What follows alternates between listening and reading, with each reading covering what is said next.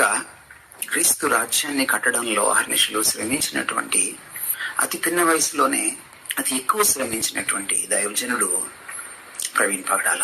ప్రవీణ్ పగడాల 10 ఏళ్ల క్రితం ఒకసారి నన్ను తీసుకువెళ్లి తన పరిచర్య చూపించినప్పుడు నేను చాలా ముచ్చటపడ్డాను, మురిసిపోయాను.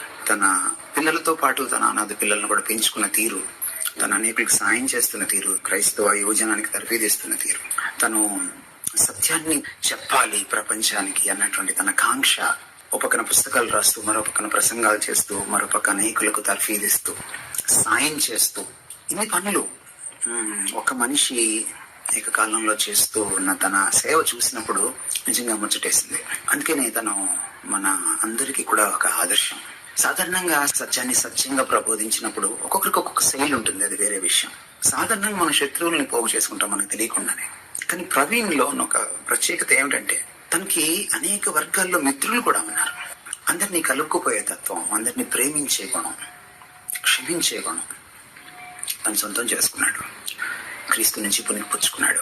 అది మనకు ఆదర్శం కావాలి. ఈ ఆదర్శాలని తీసుకొని మనం జీవించినప్పుడు తనకి మనం నిజంగా నివాళి అర్పించడానికి వీలవుతుంది. తన మరణం కూడా మనకు ఒక పాఠం కావాలి. అది ఆకస్మికంగా సంభవించింది, అందరినీ దిగ్భ్రాంతి పరిచింది. కానీ ఈ రోజున ప్రభు సన్నిధిలో ఉన్నాడు అని మనం ఖచ్చితంగా చెప్పాలి.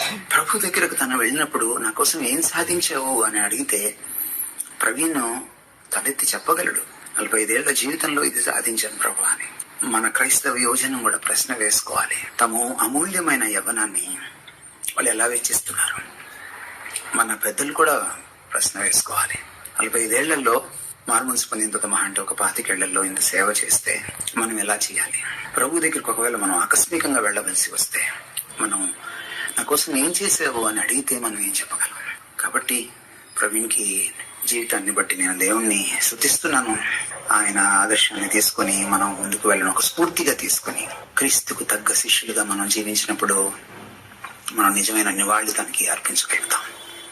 ఈ సందర్భంగా తన ప్రియ సతీమణి సోదరి జెసికాకు, తన 2 కుమార్తెలకు, తనని ప్రేమించే బంధుమిత్రులకు, కుటుంబీకులకు మై డీపెస్ట్ కండోలెన్సెస్ తెలియజేస్తున్నాను. ప్రభు మీతో ఉన్నాడు. ప్రభు ఈ లోటును భర్తీ చేస్తాడు. ఆయన మన కష్టాలు, పరిస్థితులు, లోటుకి, వియోగానికి అన్నిటికీ మించిన దేవుడు. ఆయన మిమ్మల్ని ముందుకు నడిపిస్తాడు. ప్రవీణ్కి దేవుడు ఇచ్చిన దర్శనాన్ని మీరు పుణికిపుచ్చుకొని ముందుకు తీసుకువెళ్ళి ఆయన్ని మహిమపరుస్తారని, అనేకులకు ఆశీర్వచనంగా మీరు కూడా నిలబడతారని నేను నమ్ముతున్నాను. మా ప్రార్థనలు, మా నైతిక మద్దతు మీకు ఎప్పుడు ఉంటాయి. I praise God for dear brother Praveen Pagadala.